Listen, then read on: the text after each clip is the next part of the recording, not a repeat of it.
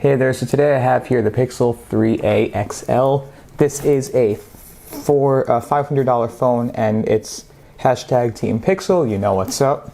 4 gigs of RAM, Snapdragon 670.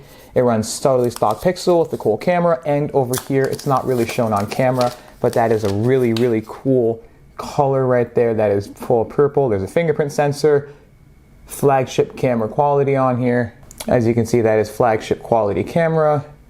And then there's a colored fingerprint sensor. So we have everything needed, or a color button, and then volume up and down, and then 1080p OLED screen. And then right over here is a nano SD card, headphone jack. They praise that. Dual speaker. This is a speaker and this is a speaker. Front camera is a wider angle, and then all the cool stuff. So let's get this turned on, set up, and I'll be back once it's all good. First, let's get into the specs of the phone. There is a 6-inch 1080p OLED display on the XL, with the regular 3A having a 5.6-inch 1080p OLED display. The camera is the best part, having a flagship camera on a budget device, which is ridiculous. The rear camera is a 12.2 megapixel with amazing autofocus, same as the regular flagship Pixels.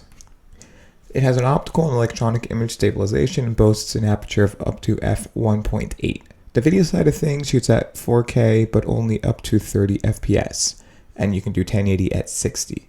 The front camera is amazing. It has an 8 megapixel camera with an aperture of f2.0. The only thing though with the front camera is it has a fixed autofocus, which means when shooting a video with the front camera, it will be locked at whatever autofocus distance, whatever focal distance you had it at before. So the autofocus works when you're about to shoot a selfie though. So if you're pressing on the screen, you can focus around. The autofocus will be able to help you with that part of things. The phone boasts a Snapdragon 670 at 2.0 gigahertz with an Adreno 615 GPU. From daily usage, testing the CPU and everything, it runs mobile games pretty well. Heavier usage for mobile games are a little choppy, but you can run at medium settings. The RAM in the phone is 4 gigabytes and it has 64 gigs of space with no micro SD card slot. It is very nice that it has dual speakers on the phone because those sound amazing. The battery is a 3700 mAh on the XL, and the regular 3A has a 3000 mAh. It comes charging at 18 watts fast charging through the brick, so it has USB-C to USB-C cable in the box, and it comes with a USB-C brick. Now, getting away from specs, how does it last in daily usage? So with the Pixel 3a XL with a Snapdragon 670 processor, you don't notice any real slowdowns with the device. The only slowdown that I ever have noticed was I had a couple apps open, some clicker games, whatnot, and other things like that, and there were just some slowdowns there, like clicker games using the phone. I noticed slowdowns opening Gmail, opening YouTube, different other things like that, and then opening up a game. It just made it slow down. You can feel the slowdown. Otherwise, no slowdowns with this device at all. Nothing that I have noticed. This device is just a wonderful, lovely device in general. I like it. I think it's a great device. It's all around fast device. It's running stock Android. So in general, there's nothing on it that can make it barred anything. Since it's stock, there's no bloatware to run. It comes with all the stock stuff. That is why I love this Pixel. What does the software on a Pixel look like? I know there are billions of videos, but what does the software look like? How well does the software perform? What do everything look like? So I'll show you more about that just right now. So as a whole, how does the device really perform? So as you can see, it's running stock Android. So you have your, as it works, always on display, your battery percentage over here, some app notifications, date, temperature, and your time. So you can double click it, and this is running Android Q, so there's a tiny bit of things. It has a fingerprint sensor, fast one. I just touch it and it turns on and everything works. You can swipe up, type in your code, and it works. So it's running stock Android. I have this on a different screen for some reason. But stock Android means you get your Google Now on the side here. You can swipe upwards. You get to your app drawer. Then you can swipe up and hold, and you get your recent items. I don't know why I did that. And then you can swipe up, and you can swipe to the right, and it'll do so like iOS gestures. It's basically what this new gesture system has been for the past little bit. It's been iOS gestures. You can swipe down, and you get all of your notifications. I have a network monitor because I like that. But you get all of your stuff. Only thing I don't understand is why is there no NFC widget for me to turn on and off? Not that NFC is wasting battery, because NFC is great. The only thing about NFC that I don't really like is the fact that when someone can easily swipe up next to you with an app on one of their phones, it's compatible with tons of different phones that like the operating system app thing, so they can easily hack into your NFC if you don't turn it off, which is why I like to do it on and off from here. And everything's great, so you can swipe down, you can go to your settings. So again, I don't know why it's doing that. So I don't want tips for texting. Remove all these suggestions. It keeps on popping up. This thing I wish you can get rid of. I know it's on vibrate. Then you have your network and internet. Shows all of the stuff about it. Advanced. And you swipe from any side to go back. You have your connections. You can see all the devices connected, or that were connection preferences. Still is Android being built in, and I don't drive, so I have driving mode off. You have your battery, apps and notifications, just everything about your apps and notifications, and everything here. Storage. Holy crap, I need to really look into this. Music and audio, I'm not even sure. There's a lot of stuff. Other apps. Whoa. Yeah. It has OTG support. We'll make a video for that one too. But it has a lot of stuff. You have everything. So it comes up with all this. You can swipe stuff away. Privacy, location, security, play protect, all this other stuff. And then you have your digital well-being. That's one of those things that I really like. It tells you how long you've used your phone today, how many times you've unlocked it, and notifications throughout the day. So you can see my battery's dying.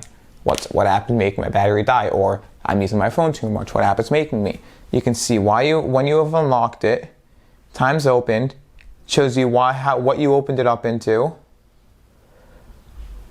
And then you can click this, and you can set a timer for WhatsApp. So you can set it for 30 minutes, or you can do notifications. Now, WYZ is my security camera system, and I live on a busier street, which is why this shows up like this. And I have it stupidly on right now for a notification on one of my sensors, which is in my living room right now. And then you have all of your other stuff. Twitter, for some reason, isn't the slowest. You can click this, screen time. 5 hours and 18 minutes yesterday, and it shows you your whole screen time. How many times you've used it and what it is. You can see all the big apps. You can do wind down, which is another nice thing, is it basically turns on do not disturb and everything. Now, flip to shiz, another thing. You basically just flip the screen over and it works. But the thing I like about do not disturb in general is, so basically with do not disturb, you have a bunch of different things. You have calls, MMS and CL exceptions, restrict notifications. So during the night, I don't see any, like with Apple, they have the do not disturb. It doesn't restrict notifications. Like you can swipe up and see them. With this, I don't see any of these, and I can only see them once do not disturb is turned completely off. And you can default duration, and then you can enable it to have it flip to shin, and then when wind down is on, you can turn on now. Basically, even when you get a call on, if you have a Bluetooth speaker connected, you get a call, like Bluetooth speaker, something, you get a call. It will not ring on this phone. Other phones with this do not disturb setting will always call. That is an issue for me. This is why I love this Pixel's call. The other thing, you can show system, and then all about the phone shows it. Next thing is squeeze gestures, enables that Google Assistant. So with this, there are a lot more nice things. So you see there's all of this type of stuff, the squeeze gestures, and whatever else, and you get all of your other stuff, and you can swipe all the notifications away also. There's a clear out button, you can manage your notifications. So I'm gonna do one thing, it's called screen calling. I love this feature because it got me to not have multiple scam callers calling me again. So let me call myself. So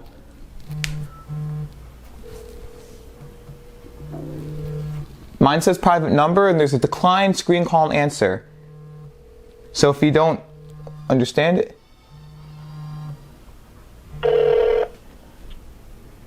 Hi, the person you're calling is using a screening service from Google and will get a copy of this conversation. Go ahead and say your name and why you're calling. Asher Schwartz, please subscribe to Asher Tech on YouTube.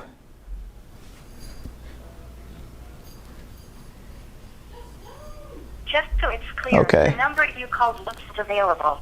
Goodbye. Okay.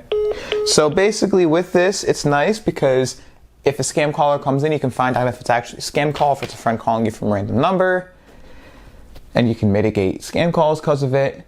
Another thing you can easily do is when you're getting all of this, you can answer phone calls, you can screen calls, you can do this. There's all these features with Google. They add to this. There's RCS support, which some carriers don't support at the current moment. It works. Like now, let's go over here. Let's create a random FedEx thing. Let's click text messages. Let me show you all of the emojis. So these are emojis that the phone has. Just a bunch of things. Works. All the emojis. Let's go out of here. Let's go into a random app. So basically, it's all really, really, really, really good. I love this phone. As I said before, the speed of the phone is amazing. So let's open up an app. I'm just going to open up a drum pad app just because why not? And then we can test out the speakers. So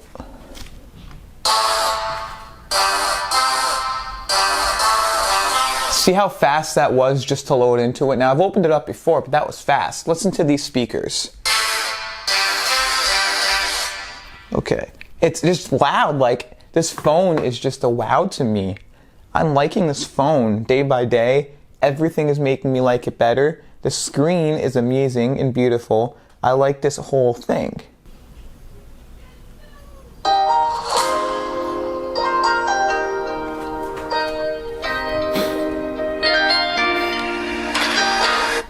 So you can hear it sounds loud, but let's hear what it fully sounds like. Let's just do what you want to. Please don't be polite, 'cause I like your attitude. Let's forget about a curfew, 'cause all that is stuck in my head is me. Pulse beating, my heart is racing, but I'm not sure I wanna pace it, 'cause it only does this with you. I can feel the tension, move us into the next dimension. Let's just let our bodies be true. We make out for the thrill of it, mess around for the thrill of it.